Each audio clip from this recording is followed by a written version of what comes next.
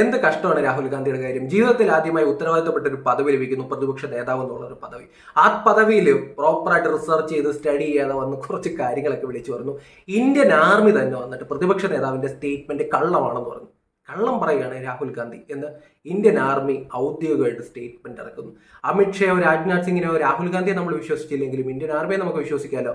അവർ സ്റ്റേറ്റ്മെന്റിൽ പറഞ്ഞു രാഹുൽ ഗാന്ധി പറഞ്ഞത് പച്ചക്കള്ളമാണ്, അഗ്നിവീറിന്റെ കുടുംബത്തിന് പാരിതോഷികം കൊടുത്തു കഴിഞ്ഞു എന്ന് പറയുന്നു. നമ്മുടെ നാട്ടിലെ ജനാധിപത്യത്തിന്റെ അവസ്ഥ വളരെ കഷ്ടമാണ്. പാടത്തും പറമ്പിലും ഇരിക്കുന്ന കോലത്തെ പോലും നെഹ്റു ഫാമിലി മെമ്പർ ആണെന്ന് പറഞ്ഞു കഴിഞ്ഞാൽ കിട്ടുന്ന കുറച്ച് പദവികൾ ഇന്ത്യയിൽ ഇന്നുണ്ട്. പ്രതിപക്ഷ നേതാവ് പദവി, ഭാവി പ്രധാനമന്ത്രി പദവി. ഗോവിന്ദചാമി പോലും നെഹ്റു ഫാമിലി മെമ്പർ ആയിരുന്നെങ്കിൽ ഇന്ന് പ്രതിപക്ഷ നേതാവായനെ എന്നുള്ളതാണ് ഇതിനകത്തൊക്കെ കൗതുകം എന്ന് പറയുന്നത്. ഭാവി പ്രധാനമന്ത്രി പദവി കിട്ടിയാനെ എന്നുള്ളതാണ് ഇതിനകത്തെ കൗതുകം എന്ന് പറയുന്നത്. നമ്മളൊക്കെ ജീവിക്കുന്ന ജനാധിപത്യ രാജ്യത്ത് തന്നെയാണോ എന്ന് പലപ്പോഴും സംശയം തോന്നുന്നൊരവസ്ഥ.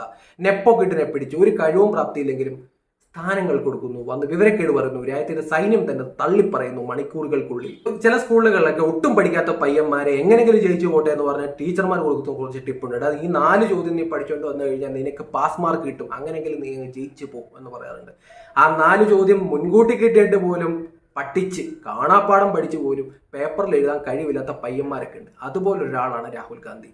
പ്രതിപക്ഷ നേതാവാകുന്നു, അതുമായി ബന്ധപ്പെട്ട് പ്രിപ്പയർ ചെയ്യാൻ സൗകര്യം കിട്ടുന്നു, സ്റ്റാഫിനെ കിട്ടുന്നു, ക്യാബിനറ്റ് പദവി കിട്ടുന്നു, എന്നിട്ടും പാർലമെന്റിൽ വന്ന് വിവരക്കേട് വിളിച്ചു പറയുന്നുണ്ടെങ്കിൽ പുള്ളിക്കാരൻ്റെ കാര്യം വളരെ കഷ്ടമാണ്. വെറും നെപ്പോ കിട്ടാണ്, കഴിവില്ലാത്ത ഒരാളാണ്. അത് വീണ്ടും വീണ്ടും പറഞ്ഞുകൊണ്ടിരിക്കും. ഈ സ്ഥാനത്ത് രാഹുൽ ഗാന്ധിക്കായി 10-15 വയസ്സ് കുറവുള്ള ഷാഫി പറമ്പിലിനെ പ്രതിപക്ഷ നേതാവാക്കിയിരുന്നെങ്കിൽ, എൻ.കെ. പ്രേമചന്ദ്രനെ പ്രതിപക്ഷ നേതാവാക്കിയിരുന്നെങ്കിൽ ഈ പാർലമെന്റ് സെക്ഷൻ കാണാൻ തന്നെ എന്ത് രസമായെന്നാലും. വെറും നെപ്പോക്കിട്ടായിട്ടുള്ള രാഹുൽ ഗാന്ധി ജനാധിപത്യ രാജ്യത്ത് കുടുംബ പാരമ്പര്യം നോക്കി പ്രതിപക്ഷ നേതാവ് എന്ന് പറഞ്ഞ ഉത്തരവാദിത്തപ്പെട്ട പദവിയിൽ കയറ്റിയിരുത്തി. പുള്ളിക്കാരൻ ഭരണപക്ഷത്തിന് നേരെ വെടി ഉയർത്തു, ഉൾട്ടയടിച്ച് സ്വന്തം നെഞ്ചത്ത് കൊണ്ടു ആകാശത്തേക്ക് നോക്കിയിരിക്കുന്ന ഒരു പ്രതിപക്ഷ നേതാവിനെ കഴിഞ്ഞ 2 ദിവസമായിട്ട് ചർച്ച പ്രതിപക്ഷ നേതാവിന്റെ സ്റ്റേറ്റ്മെന്റ് കള്ളമാണ് എന്നുള്ളതാണ്. എന്തവസ്ഥയാണെന്ന് ആലോചിച്ച് നോക്കി.